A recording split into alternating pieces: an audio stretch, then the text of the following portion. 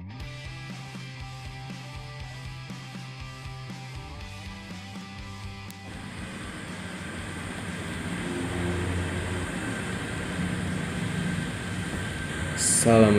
warahmatullahi wabarakatuh. Sampurasun. Bertemu lagi di channelnya Burung di Bandung TV. Hari ini saya akan menjelaskan pengalaman saya bagaimana cara beternak murai batu yang sederhana tapi membuahkan hasil. Hari ini saya di channel ini akan menjelaskan bagaimana pakan yang baik buat murai batu ketika angkut atau unjal sarang, atau bisa disebut menata sarang. Itu ketika murai batu menata sarang, langkah baiknya kita harus memperhatikan bagaimana pakan yang baik itu, seperti ekstra pudingnya apa saja yang harus diberikan, jangan sampai salah.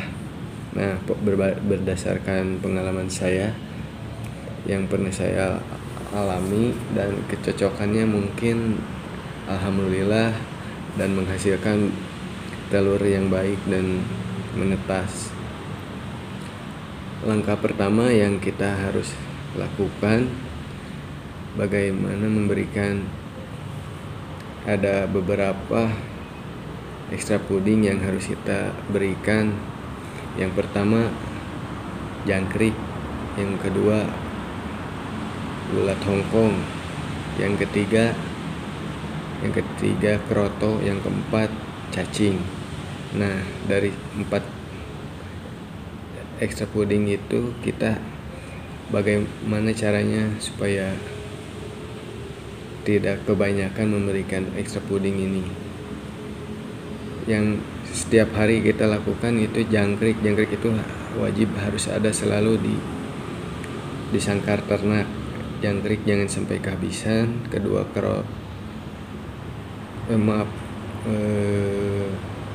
ulat Hongkong itu harus banyak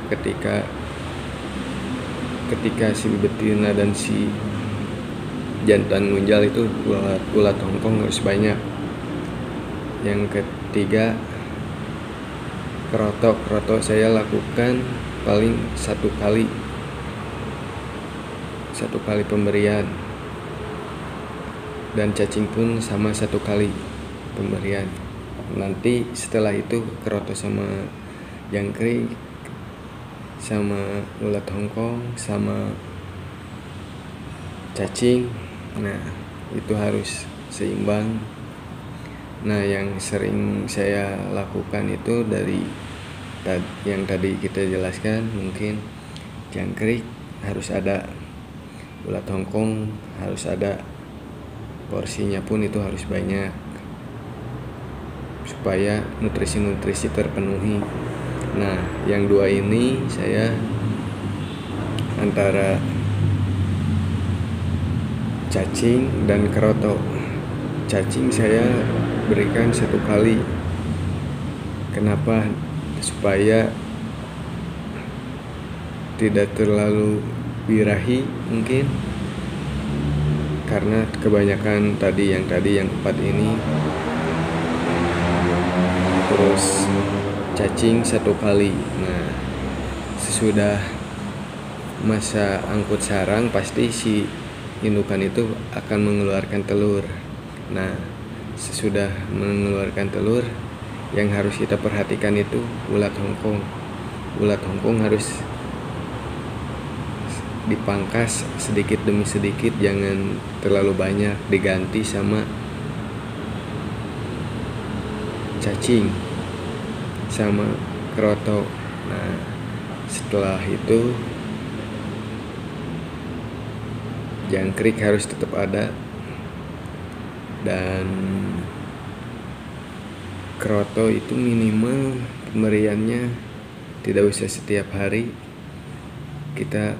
Saya lakukan paling seminggu sekali dari yang pertama awal kita lakukan itu.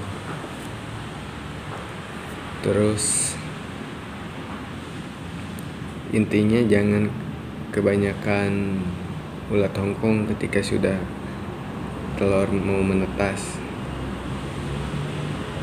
bisa mengakibatkan yang patah, mungkin si indukan buang telur atau si jantan yang mematuk-matuki telur karena ingin minta kawin lagi, karena mengakibatkan birahi. Nah, selain 4 itu, dari cacing, kroto, ulat Hongkong, dan jangkrik, apalagi yang harus kita lakukan, yang ada di vitamin apa aja yang harus ada di kandang. Nah, saya alhamdulillah menggunakan satu serutan sotong. Saya sengaja buatkan serutan sotong ke dalam wadah.